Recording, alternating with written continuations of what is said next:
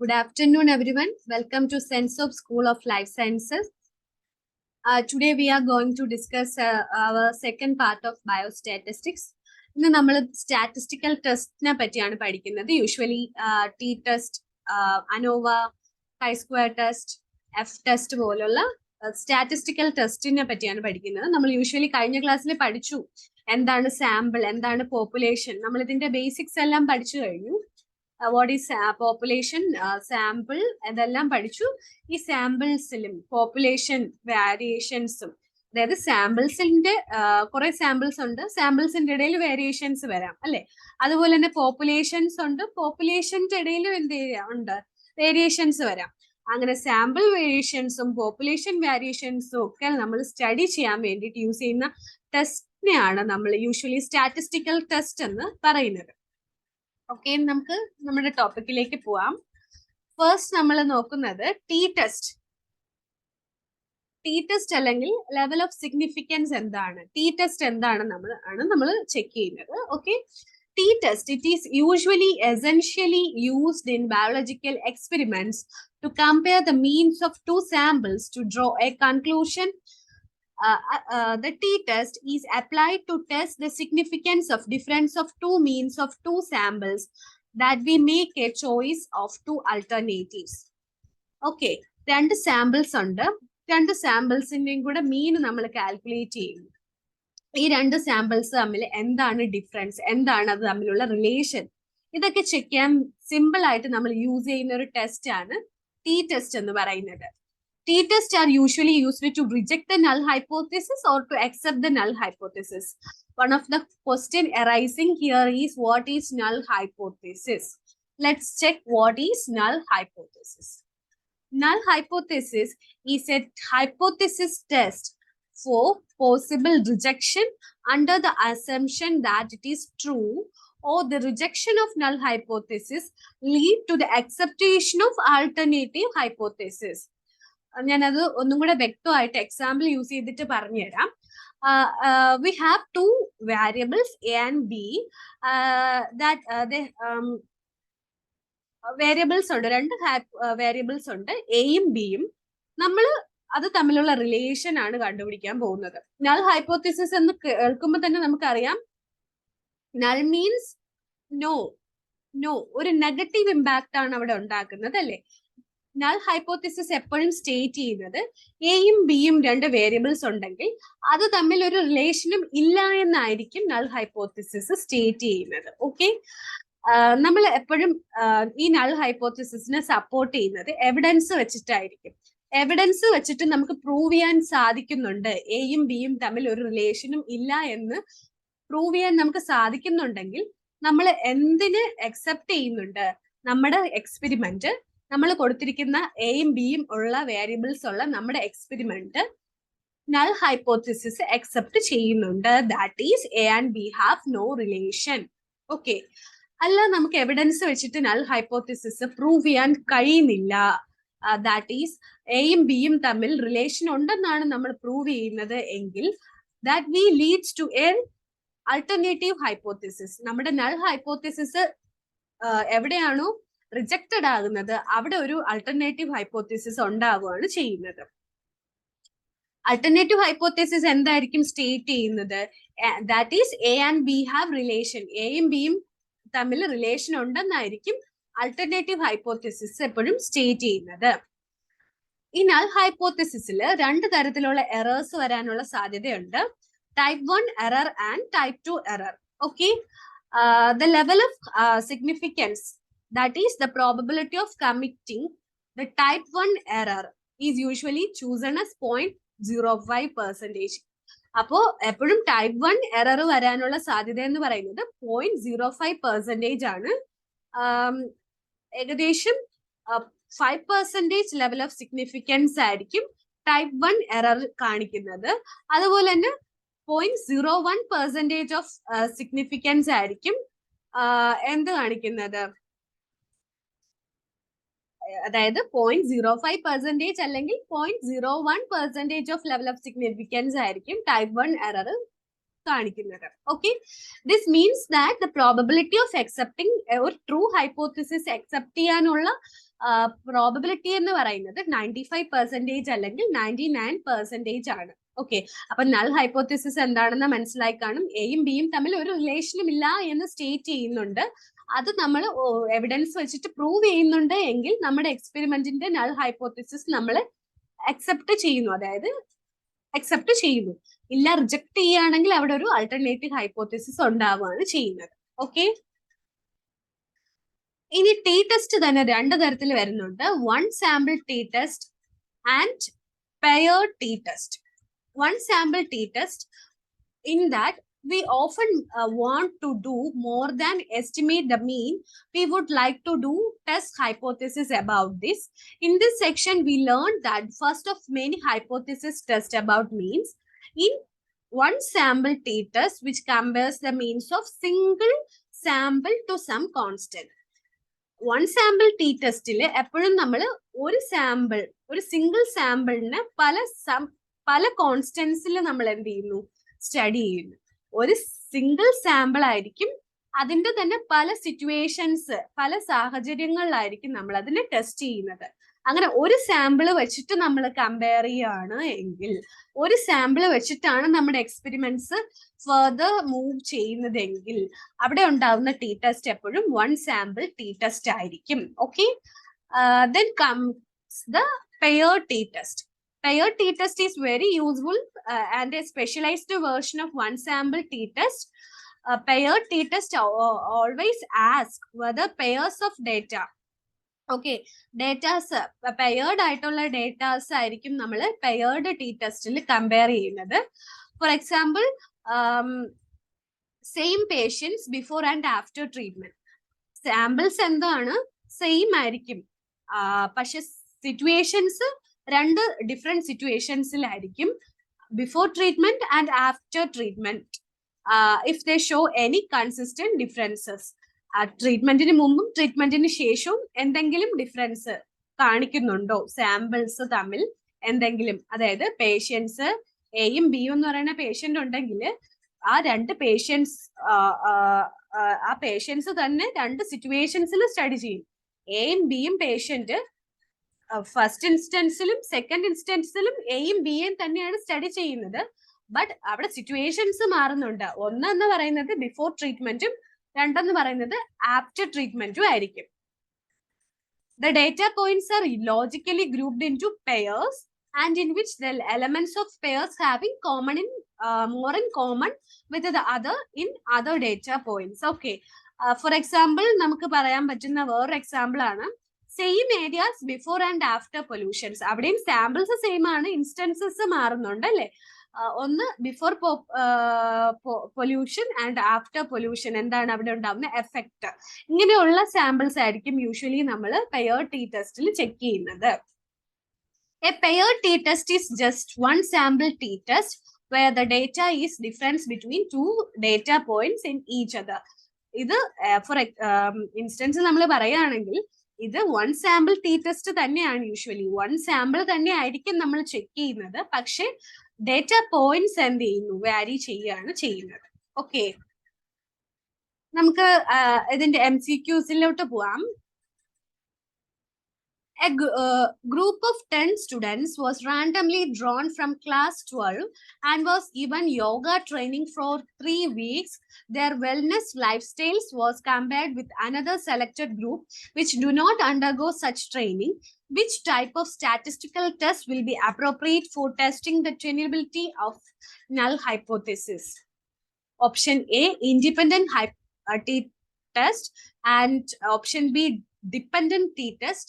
Option C, Wilcoxon t-test, and option D, chi-square test.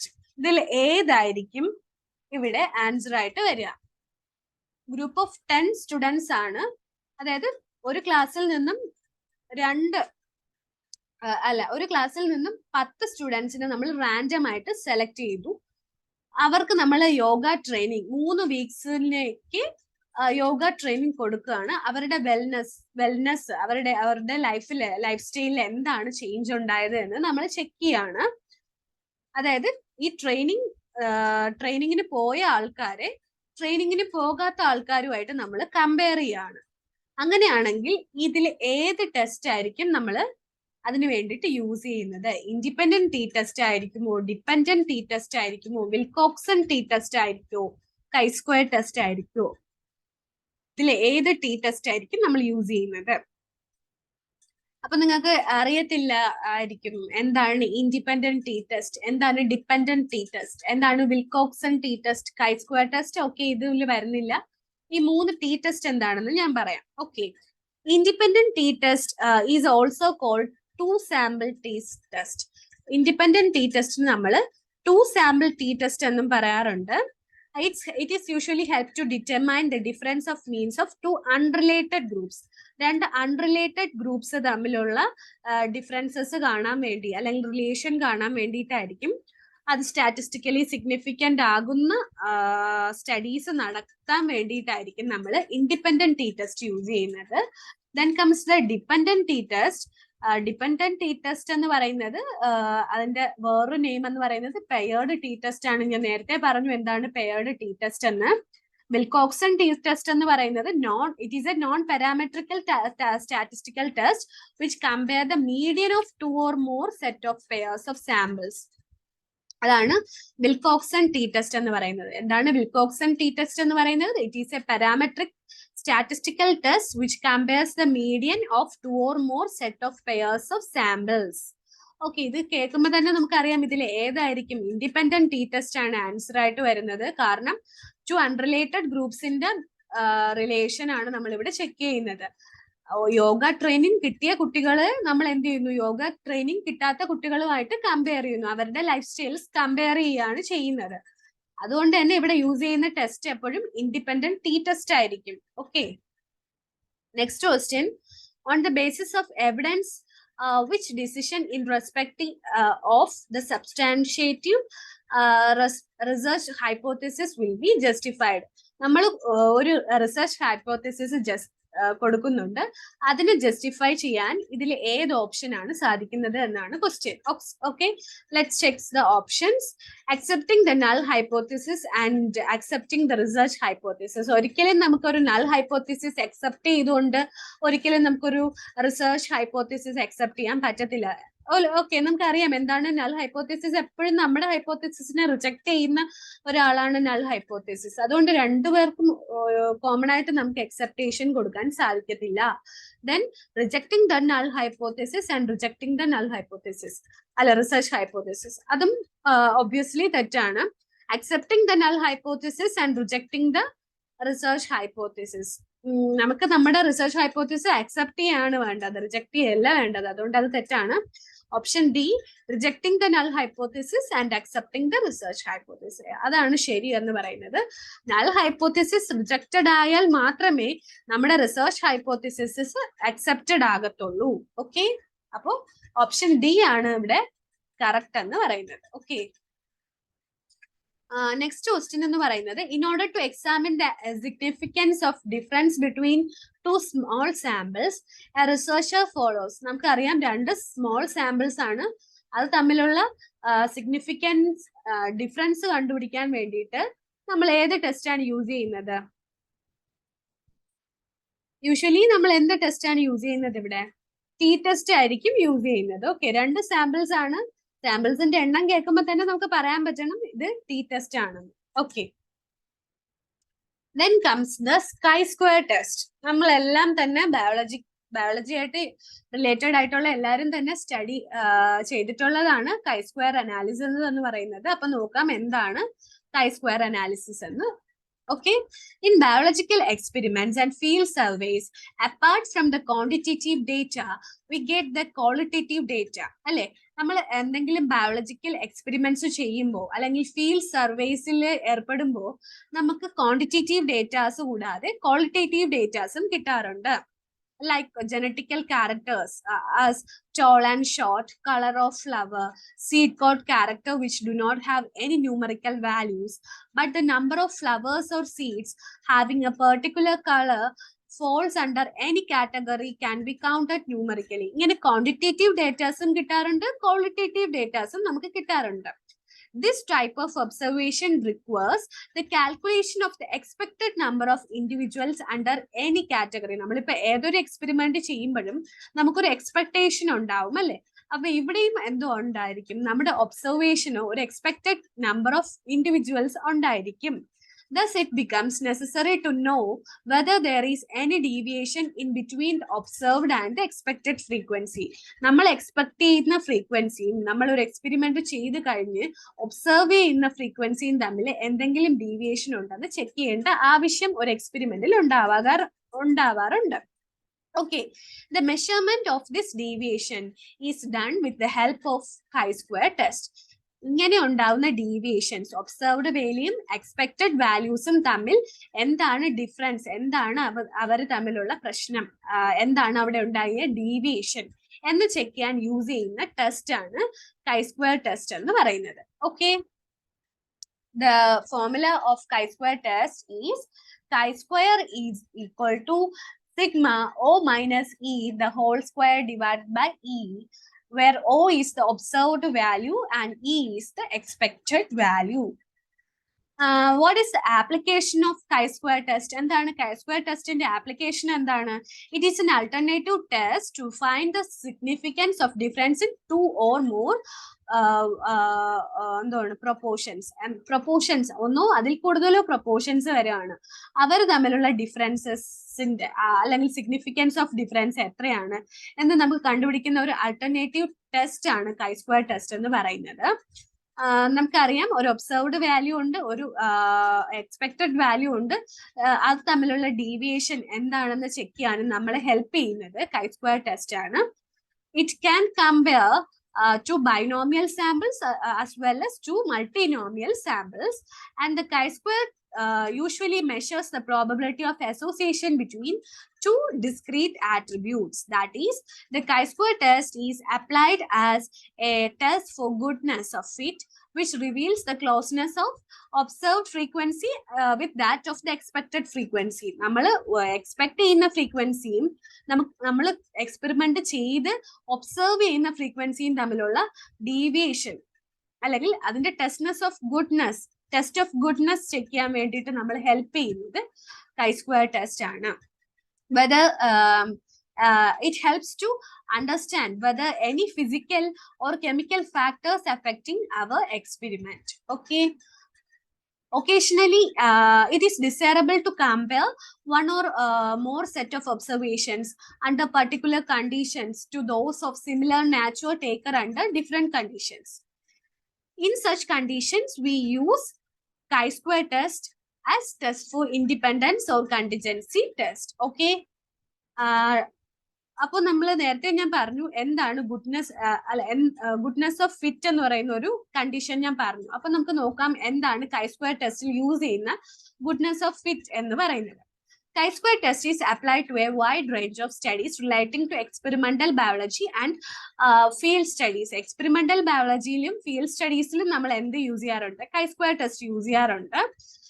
It is the main aim of chi-square test is to test the closeness of observed frequency with that of the expected frequency. ഞാൻ ആദ്യം തൊട്ടേ പറയുന്നതാണ്, നമ്മൾ expect ചെയ്യുന്ന ഫ്രീക്വൻസിയും നമുക്ക് കിട്ടിയ observed ഫ്രീക്വൻസിയും തമ്മിലുള്ള ഡീവിയേഷൻസ് ചെക്ക് ചെയ്യാനാണ് നമ്മൾ യൂഷ്വലി chi-square test യൂസ് ചെയ്യുന്നത്. That is how well the observed frequencies curve fits to the theoretical curve. Observed frequency എത്രത്തോളം നമ്മൾ എക്സ്പെക്ടഡ് കർവുമായിട്ട് ഫിറ്റ് ചെയ്ത് പോകുന്നുണ്ട്, അതാണ് നമ്മുടെ ഗുഡ്നെസ് ഓഫ് ഫിറ്റ് എന്ന് പറയുന്നത്. Okay, if both the observed and expected frequency distribution are complimenting the agreements, അതായത് രണ്ടും ഫിറ്റ് ആയിട്ട് പോകുന്നുണ്ട് എങ്കിൽ എപ്പോഴും chi-square വാല്യൂ 0 ആയിരിക്കും. അതായത് നമ്മൾ എക്സ്പെക്ട് ചെയ്യുന്ന ഫ്രീക്വൻസിയും നമ്മൾ ഒബ്സർവ്ഡ് ഫ്രീക്വൻസിയും ഒരേ ഡിസ്ട്രിബ്യൂഷനിലാണ് കടന്നു പോകുന്നത് എങ്കിൽ എപ്പോഴും chi-square വാല്യൂ 0-ലായിരിക്കും. But in experimental observations, there always have some degrees of deviations. Therefore, the critical chi-square value will be exceeded due to sampling fluctuations. നമുക്കറിയാം, നമ്മൾ എടുക്കുന്ന സാമ്പിൾ എന്ന് പറയുന്നത് എപ്പോഴും നമ്മൾ റാൻഡം ആയിട്ടായിരിക്കും ഒരു എക്സ്പെരിമെന്റിൽ സാമ്പിൾസ് ചൂസ് ചെയ്യുന്നത് അല്ലെ. അപ്പൊ നമുക്ക് ഒബ്വിയസ്ലി ഒരു എക്സ്പെരിമെന്റിൽ എപ്പോഴും നമുക്ക് എന്തുണ്ടാവാനുള്ള സാധ്യതയുണ്ട്? ഡീവിയേഷൻസ് ഉണ്ടാവാനുള്ള, നമ്മൾ ഒബ്സർവ് ചെയ്യുന്ന അല്ല എക്സ്പെക്ട് ചെയ്യുന്ന റിസൾട്ടിൽ നിന്നും ഒബ്സർവ്ഡ് റിസൾട്ട് എന്ന് പറയുന്നത് ഒരുപാട് ഡീവിയേഷൻസ് ഉണ്ടാവാനുള്ള സാധ്യതയുണ്ട്. അപ്പോൾ എപ്പോഴും നമ്മൾ സാമ്പിൾ ഫ്ലക്ച്വേഷൻസ് അനുസരിച്ചിട്ട് chi-square വാല്യൂസിൽ എന്തുണ്ടാവാനുള്ള സാധ്യതയുണ്ട്, ഫ്ലക്ച്വേഷൻസ് ഉണ്ടാവാനുള്ള സാധ്യതയുണ്ടെന്നാണ് പറയുന്നത്. Then comes the degrees of freedom. Degrees of freedom, it is the maximum number of logically independent value with which the values that have the freedom to vary in a data sample. ഒരു data sample ഉണ്ടെങ്കിൽ അതിൽ vary ചെയ്യാൻ സാധ്യതയുള്ള വാല്യൂസിനെയാണ്, അല്ലെങ്കിൽ അങ്ങനെ അതിനുള്ള chance ഉള്ള വാല്യൂസിനെയാണ് നമ്മൾ ഡിഗ്രീസ് ഓഫ് ഫ്രീഡം ഉള്ള വാല്യൂസ് എന്ന് പറയുന്നത്. Okay, in chi-square distribution, the number of normal sample is always equal to the number of degrees of freedom. Normal sample ഇന്റെയും degrees of freedom ഇന്റെയും number എപ്പോഴും chi-square distributionലെ equal ആയിരിക്കും. When the number of degrees of freedom of chi-square distribution increases, it tend to correspond to normal distribution. അതായത് degrees of freedom ഉള്ള data sets കൂടുമ്പോൾ normal ഡിസ്ട്രിബ്യൂഷനുമായിട്ട് corresponding ആയിട്ട് വരാനുള്ള സാധ്യത ഉണ്ടെന്നാണ് പറയുന്നത് സാമ്പിൾസ്. ഓക്കെ, നമുക്കിനി പ്രാക്ടീസ് ടെസ്റ്റിലേക്ക് പോവാം. In a fish population of a pond, it is believed that males and females are in equal proportion. If out of 200 fish in a catch, 120 are male and 80 are female, then chi-square value is dash. That's the question. Options 8, 4, 16 and 12. ഇവിടെ രണ്ട് populations ഉണ്ട്, male പോപ്പുലേഷനും female പോപ്പുലേഷനും. It is believed that male and female populations are in equal proportion. മെയിലും ഫീമെയിലും equal ആണെന്നാണ് believe ചെയ്തിരിക്കുന്നത്, അതായത് expect ചെയ്തിരിക്കുന്നത് മെയിലും ഫീമെയിലും ഈക്വൽ ആണ്, 100 വെച്ചുണ്ട് എന്നാണ്. എന്നാൽ 200 ഫിഷ് ക്യാച്ച് ചെയ്തപ്പോൾ നമുക്ക് കിട്ടിയത് ഒബ്സർവ്ഡ് ഫ്രീക്വൻസി എന്ന് പറയുന്നത് 120 മെയിലും 80 ഫീമെയിൽസും ആയിരുന്നു. അപ്പൊ ഫ്ലക്ച്വേഷൻ ഉണ്ടായി അല്ലേ, 120 മെയിലും 80 ഫീമെയിൽസും ആണ് കിട്ടിയത്. അങ്ങനെയെങ്കിൽ chi-square വാല്യൂ എത്രയായിരിക്കും എന്നാണ് കണ്ടുപിടിക്കേണ്ടത്. ഇത് ഈസി മെത്തേഡിൽ നമുക്ക് കണ്ടുപിടിക്കാം. നമുക്കറിയാം chi-square കണ്ടുപിടിക്കേണ്ട ഫോർമുല എന്ന് പറയുന്നത് sigma O - E the whole square divided by E ആണ് അല്ലേ. അപ്പൊ എന്താണ് ഇവിടെ നമ്മൾ മെയിൽസിന്റെ എക്സ്പെക്ടഡ് ഫ്രീക്വൻസിയും ഫീമെയിൽസിന്റെ എക്സ്പെക്ടഡ് ഫ്രീക്വൻസി അറിയാം, അതുപോലെ തന്നെ ഒബ്സർവ്ഡ് ഫ്രീക്വൻസി അറിയാം. അപ്പൊ നമ്മൾ രണ്ടിന്റെയും സെപ്പറേറ്റഡ് ആയിട്ട് ചെയ്യണം. മെയിൽസിന്റെ chi-square വാല്യൂ കണ്ടുപിടിക്കണം, ഫീമെയിൽസിന്റെ chi-square വാല്യൂ കണ്ടുപിടിക്കണം. എന്നിട്ട് ഫൈനലി അത് ആഡ് ചെയ്യുമ്പോൾ നമുക്ക് ഇതില് ഒരു ആൻസർ കിട്ടും. ഫൈനലി നമുക്ക് കിട്ടുന്ന ആൻസർ 8 ആണ്. എന്ത് ചെയ്യണം, ഫസ്റ്റ് നമ്മൾ എന്ത് ചെയ്യണം, chi-square is equal to sigma O - E the whole square divided by E എന്ന ഫോർമുല യൂസ് ചെയ്തിട്ട് മെയിൽസിന്റെ chi-square വാല്യൂ കണ്ടുപിടിക്കണം, അതുപോലെ തന്നെ ഫീമെയിൽസിന്റെ chi-square വാല്യൂ കണ്ടുപിടിക്കണം. അപ്പോൾ നമുക്ക് രണ്ട് വാല്യൂസ് കിട്ടും, അത് തമ്മിൽ ആഡ് ചെയ്യുമ്പോൾ നമുക്ക് എന്ത് കിട്ടും, ഇവിടത്തെ chi-square വാല്യൂ കിട്ടും. Here answer is 8. Let's do. ഒന്ന് ചെയ്ത് നോക്കൂ, ചെയ്ത് നോക്കിയിട്ട് സ്റ്റെപ്സ് ഒന്ന് മനസ്സിലാക്കി ചെയ്യൂ, ഈസിയാണ് കേട്ടോ. Then comes the next question. Consider the following statement regarding the chi-square test.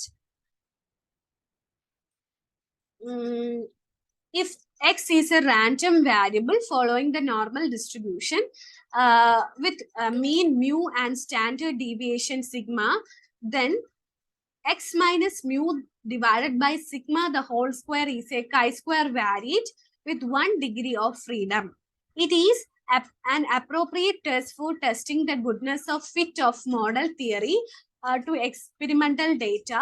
It involves computing the squares of deviations of observed frequencies. ഇപ്പൊ നമുക്ക് കണ്ടുപിടിക്കേണ്ടത് ഇതിൽ ഏതാണ് കറക്റ്റ് എന്നാണ്. നമുക്ക് കാണുമ്പോൾ തന്നെ അറിയാം ഓപ്ഷൻ ബിയും സിയും കറക്റ്റ് ആണ്. ഗുഡ്നെസ് ഓഫ് ഫിറ്റ് ടെസ്റ്റ് ചെയ്യുന്നത് chi-square ടെസ്റ്റ് ഉപയോഗിച്ചിട്ടാണ്. ഒബ്സർവ്ഡ് ഫ്രീക്വൻസിയും എക്സ്പെക്ടഡ് ഫ്രീക്വൻസിയും കമ്പയർ ചെയ്യുന്നതും chi-square ടെസ്റ്റ് വെച്ചിട്ടാണ്. ഓപ്ഷൻ എയിൽ നോക്കാം, നോർമൽ ഡിസ്ട്രിബ്യൂഷൻ വിത്ത് എന്താണ് പറഞ്ഞിരിക്കുന്നത്, സ്റ്റാൻഡേർഡ് ഡീവിയേഷൻ ഡീവിയേറ്റ് ചെയ്യുമ്പോൾ നോർമൽ ഡിസ്ട്രിബ്യൂഷനുമായിട്ട് കോംപ്ലിമെന്റ് ചെയ്യുന്നതാണ് പറഞ്ഞത്. ഞാൻ നേരത്തെ പറഞ്ഞു ഡീവിയേഷൻസ് ഉണ്ടാവുമ്പോൾ അത് നോർമൽ ഡിസ്ട്രിബ്യൂഷനുമായിട്ട് എന്ത് ചെയ്യുന്നു, കോംപ്ലിമെന്റ് ചെയ്യുന്നുണ്ട്. അപ്പം ഓപ്ഷൻ എയും ബിയും സിയും കറക്റ്റ് ആണ്. അതുകൊണ്ട് തന്നെ ഇവിടെ ഓപ്ഷൻ 4 ആണ് കറക്റ്റ് എന്ന് പറയുന്നത്. ഓക്കെ,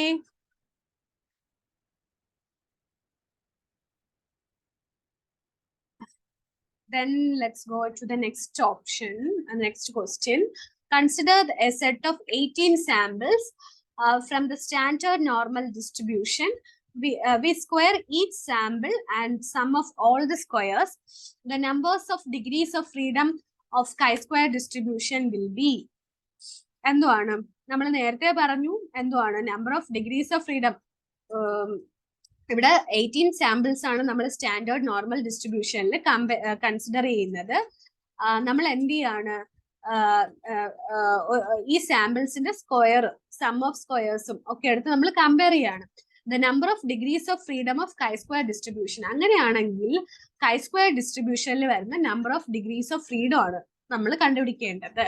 നമ്മൾ നേരത്തെ പറഞ്ഞു എന്താണ്, in chi-square distribution the number of normal sample number is always equal to the number of degrees of freedom. ഞാൻ നേരത്തെ പറഞ്ഞു സാമ്പിൾ ഫ്ലക്ച്വേഷൻസ്, സാമ്പിൾസ് എത്രത്തോളം കൂടുമോ അത്രയായിരിക്കും നമ്മൾ ഡിഗ്രീസ് ഓഫ് ഫ്രീഡം എന്ന് പറഞ്ഞു. ഇവിടെ സാമ്പിൾസിന്റെ നമ്പർ 18 ആണെങ്കിൽ ഒബ്വിയസ്ലി ഡിഗ്രി ഓഫ് ഫ്രീഡം 18 തന്നെ ആയിരിക്കും. ഓക്കെ, അതുകൊണ്ട് ഓപ്ഷൻ ബി ആണ് കറക്റ്റ് ആയിട്ട് വരുന്നത്. വേറെ ഒന്നും ചിന്തിക്കേണ്ട, സാമ്പിളിന്റെ എണ്ണം നോക്കുക. എന്താണ് കണ്ടുപിടിക്കാൻ പറഞ്ഞിരിക്കുന്നത്? ഡിഗ്രീസ് ഓഫ് ഫ്രീഡം ആണ് കണ്ടുപിടിക്കാൻ പറഞ്ഞിരിക്കുന്നത്. ഡിഗ്രീസ് ഓഫ് ഫ്രീഡം 18 ആണെന്ന് പറയാൻ കാരണം സാമ്പിളിന്റെ എണ്ണം 18 ആണ്. Okay, what is the mean of chi-square distribution of 6 degrees of freedom? 6 degrees of freedom ഉള്ള ഒരു chi-square distributionന്റെ മീൻ എത്രയായിരിക്കും? എത്രയായിരിക്കും? ഒബ്വിയസ്ലി 6 ഡിഗ്രീസ് ഓഫ് ഫ്രീഡം ആണെങ്കിൽ അതിന്റെ മീൻ എത്ര തന്നെ ആയിരിക്കും? 6 തന്നെ ആയിരിക്കും. നമുക്ക് അറിയാന്നുള്ള കാര്യമാണ് അല്ലെ. Which chi-square distribution looks the most like a normal distribution? ഇതിൽ ഏതായിരിക്കും ഒരു നോർമൽ ഡിസ്ട്രിബ്യൂഷനുമായിട്ട് അടുത്ത് വരുന്നത്? A chi-square distribution with 4 degrees of freedom, 5 degrees of freedom, 6 degrees of freedom, 16 degrees of freedom. ഇതിൽ ഏത് chi-square distribution ആയിരിക്കും നോർമൽ ഡിസ്ട്രിബ്യൂഷനുമായിട്ട് അടുത്ത് വരുന്നത്? 16. ഞാൻ നേരത്തെ പറഞ്ഞു ഡിഗ്രീസ് സാമ്പിൾസിന്റെ എണ്ണം കൂടുന്നതനുസരിച്ചിട്ട് അല്ലെങ്കിൽ ഡിഗ്രീസ് ഓഫ് ഫ്രീഡം കൂടുന്നതിനനുസരിച്ചിട്ട് നോർമൽ ഡിസ്ട്രിബ്യൂഷനുമായിട്ട് അതെന്ത് ചെയ്യുന്നു, കോമ്പാക്ട് ആയിട്ട് അല്ലെങ്കിൽ കറക്റ്റ് ആയിട്ട് എന്ത് ചെയ്യുന്നു, പാക്കപ്പ് ആയിട്ട് വരുന്നു, ഒരുമിച്ച് വരുന്നു. അതുകൊണ്ട് തന്നെ ഇവിടെ 16 ഡിഗ്രീസ് ഓഫ് ഫ്രീഡം ആയിരിക്കും നോർമൽ ഡിസ്ട്രിബ്യൂഷനുമായിട്ട് കോംപ്ലിമെന്ററി ആയിട്ട് വരുന്നത്. Okay, then comes the next question. Which of the distribution is usually treating for testing a hypothesis? എന്താണ്? chi-square distribution ആണ് നമ്മൾ യൂസ് ചെയ്യുന്നത്. Then comes the analysis of variance or ANOVA. This method was developed by Fisher while studying agriculture and crop output with different fertilizer treatment. He needed tests that could evaluate differences between 3 or more means. മൂന്നോ അല്ലെങ്കിൽ അതിൽ കൂടുതലോ means തമ്മിൽ compare ചെയ്യാൻ വേണ്ടിയിട്ടാണ് usually നമ്മൾ ANOVA use ചെയ്യുന്നത്. The number of comparisons between means increases with the increase in the number of samples of populations. Okay, then comes the types of ANOVAs. On the basis of the number of factors, we have 2 types of ANOVA: one-way ANOVA and two-way ANOVA. In one-way ANOVA, we examine one factor at a time and we test the difference among the levels of these factors and focus on the analysis of variance between them. And they compare next we compare between the 2 types of variances among the group of variances. Okay, the two-way ANOVA examine the 2 independent variances simultaneously. Okay, then comes the assumptions of ANOVA. What are the assumptions of ANOVA? എന്തൊക്കെയാണ് ANOVAയിൽ നമ്മൾ assumption വരുത്തുന്നത്? Homogeneity of variance, sample variations will be equal, and ANOVA is always robust but enough to handle the departures from the normality or unequal variances. എപ്പോഴും robust ആയിരിക്കും, but എന്താണ് എപ്പോഴും ഒരു normality അല്ലെങ്കിൽ ഒരു വേരിയേഷൻ ഉണ്ടാവുകയാണെങ്കിൽ അങ്ങനെ ഉണ്ടാവുന്ന വേരിയേഷൻസ് ഹാൻഡിൽ ചെയ്യാൻ പറ്റുന്ന ഒരു ടെസ്റ്റ് ആണ് ANOVA എന്ന് പറയുന്നത്.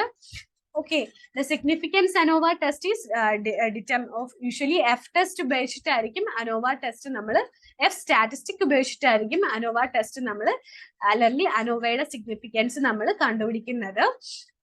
which is the ratio of variation between the means of groups, between groups being compared between variations in the groups. അതായത് ഒരുപാട് സാമ്പിൾസ് ഉണ്ട്, അത് നമ്മൾ 1, 2, 3 ഗ്രൂപ്പ്സ് ആയിട്ട് തിരിക്കുന്നു, അത് തമ്മിൽ നമ്മൾ കമ്പയർ ചെയ്യാണ്. നമ്മൾ ഫെർട്ടിലൈസറിന്റെ ട്രീറ്റ്മെന്റ് പറഞ്ഞ പോലെ ഒരു പ്ലോട്ട് ഉണ്ട്, കുറെ സാമ്പിൾസ് ആയിട്ട് നമ്മൾ അതിനെ സെലക്ട് ചെയ്തു, ഓരോ സാമ്പിൾ വരുന്ന റീജിയൻസിലും നമ്മൾ ഓരോ ഫെർട്ടിലൈസർ കൊടുത്തു, ഓരോന്നിന്റെയും പല പല തരത്തിലുള്ള ട്രീറ്റ്മെന്റ് നമ്മൾ ചെക്ക് ചെയ്യുന്നു. അപ്പോൾ നമ്മൾക്ക് ഒരുപാട് കാര്യങ്ങൾ അവിടെ കമ്പയർ ചെയ്ത് വേണ്ടി വരുന്നു അല്ലെ. അങ്ങനെയുള്ള ട്രീറ്റ്മെന്റ്സിലൊക്കെ നമ്മൾ അനോവയാണ് യൂസ് ചെയ്യുന്നത്. Models of ANOVA, there are 3 models of ANOVA: fixed effects models, random effects models, mixed effects model. Okay, fixed effect model are applied to situations in which the experimenter applies one or more treatments, and the random effect model usually used for treatments which are not fixed, which are larger population, and the mixed effect model usually contain experimental factors of both fixed and random effect type. Let's check the questions. Analysis of variation is a statistical method of comparing of several populations with standard deviation, variations, means, proportions, and none of the above. ഏതാണ് വരുന്നത് answer? Proportions. നമുക്കറിയാം ഒരുപാട് പോപ്പുലേഷൻസിന്റെ proportions കണ്ടുപിടിക്കാനാണ് നമ്മൾ ANOVA use ചെയ്യുന്നത്. When conducting an ANOVA, F data will always fall within the range. ഏത് റേഞ്ചിലായിരിക്കും F data വരിക? Usually between 0 and infinity. 0ക്കും ഇൻഫിനിറ്റിക്കും ഇടയിലായിരിക്കും എഫ് ഡേറ്റ ഒരു അനോവ കണ്ടക്ട് ചെയ്യുമ്പോൾ വരുന്നത്. Okay, which of the following is an assumption of one-way ANOVA comparing the samples from 3 or more experimental treatments? ഇതിൽ ഏതായിരിക്കും കറക്റ്റ് എന്നാണ് ചോദിച്ചിരിക്കുന്നത്. The samples associated with each populations are randomly selected and are independent from all other samples. Obviously, അത് correct ആണ്. The response variable within each K populations have K variations. അതും correct ആണ്. All the response variable with the K populations have normal distributions. Obviously, ഞാൻ നേരത്തെ പറഞ്ഞു ഒരു K population ഉള്ള variation ഉള്ള ആൾക്കാർ എപ്പോഴും ഒരു നോർമൽ ഡിസ്ട്രിബ്യൂഷനുമായിട്ട് കോമ്പാക്ട് ആയിട്ട് പോകും. അതുകൊണ്ട് തന്നെ 3 ഓപ്ഷനും കറക്റ്റ് ആണ്. ഓൾ ദ എബവ് ആണ്, 3ഉം കറക്റ്റ് ആണ്. In a study, subjects are randomly assigned to one of 3 groups: control, experimental group A, experimental B. After treatment, the mean scores of 3 groups have compare the appropriate statistical test for comparing this. 3 group ആണെങ്കിൽ obviously നമ്മൾ എന്തായിരിക്കും use ചെയ്യുന്നത്? ANOVA തന്നെ ആയിരിക്കും use ചെയ്യുന്നത്, അതിന് doubt ഒന്നും വേണ്ട.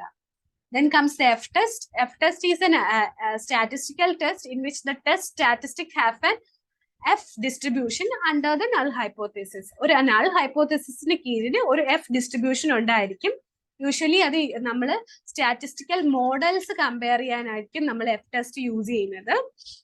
This model is best fit the population from which the data are sampled and ഇത്രയാണ് എഫ് ടെസ്റ്റിനെ പറ്റി, ഇത്രയും പഠിച്ചാൽ മതി. Okay, then comes the practice question of F test. In a research study, the effect of 3 independent variables such as gender, socio-economic status of the family, locus of control on the scholastic performance in social studies was to be ascertained.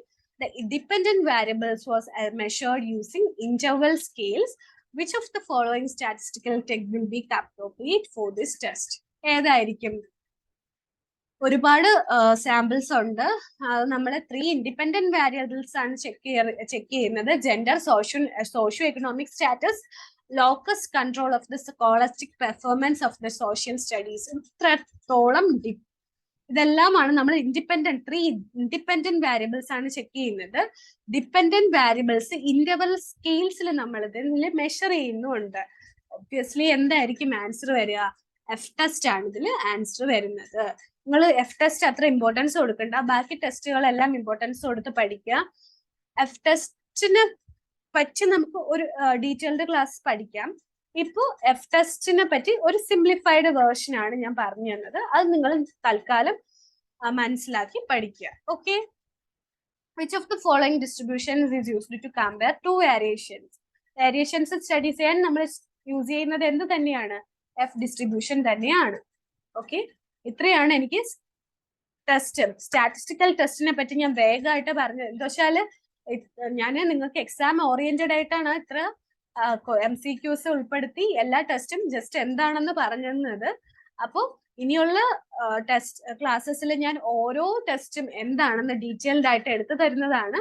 അപ്പോൾ നിങ്ങൾ എന്ത് ചെയ്യുക, ഇപ്പൊ basic ആയിട്ട് എത്ര samples ആണ് ഒരു ടെസ്റ്റിൽ വരുന്നത്, എന്താണ് കമ്പയർ ചെയ്യുന്നത്, നൾ ഹൈപ്പോത്തിസിസ് എന്താണ്, എറേഴ്സ് എന്താണ്, ബയാസ് എന്താണ്, ഇതെല്ലാം ഇതിൽ വരുന്ന ബേസിക് ടേംസ് ആൻഡ് ഫാക്ട്സ് മനസ്സിലാക്കി വെക്കുക. ഇതെന്ത് ചെയ്യാം, നമുക്ക് ഡീറ്റെയിൽഡ് ക്ലാസ്സിൽ ചെക്ക് ചെയ്യാം. ഓക്കെ, എന്തെങ്കിലും ഡൗട്ട് ഉണ്ടെങ്കിൽ ഡീറ്റെയിൽഡ് ക്ലാസ്സിൽ നമുക്ക് നോക്കാവുന്നതാണ്. Okay, thank you.